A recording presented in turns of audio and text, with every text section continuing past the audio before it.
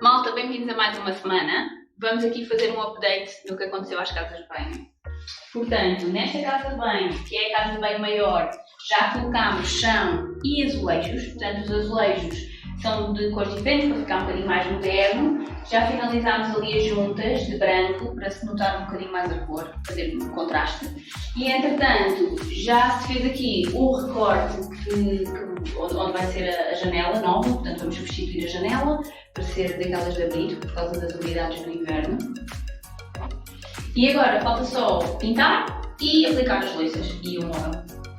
Fica feito. Aqui a casa bem pequena, deu um bocadinho mais de trabalho porque tinha muitas zonas tortas, as paredes e tetos não estavam à esquadria e portanto tivemos que fazer aqui um ajuste e vamos ter que fazer um teto falso em pelador para ficar tudo direitinho.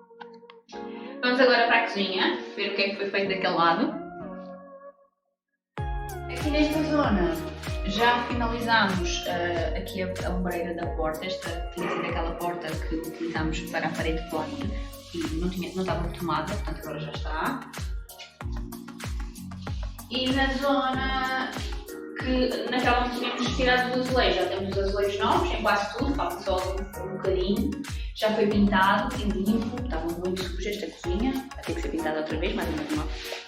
Mas falta ainda aqui algumas partes. Mas é bem difícil. Na lavandaria, vamos ver o que é que foi feito.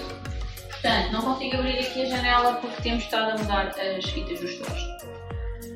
Mas posso dizer que toda esta zona, portanto os azulejos foram reaproveitados da cozinha para ficar tudo esteticamente bonito, igual.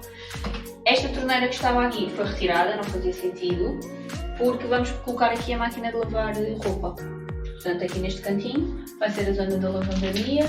Vamos fazer um espaço para guardar coisas, assim, detergentes, etc. O rosto aqui nesta zona vão ficar, pronto, que é onde vai ficar na máquina de lavar roupa, vai ficar aqui a entrada e a saída da água. Falta pintar, limpar. Está quase. Por último, é que começámos aqui a tratar da porta. Já demos uma de mão de tinta, vai ficar preto. Mas ainda não conseguimos finalizar porque como ainda estão a decorrer obras, então vamos ter que esperar que eles terminem para limpar tudo e fazer a finalização. Espero que tenham gostado das novidades e até para a semana!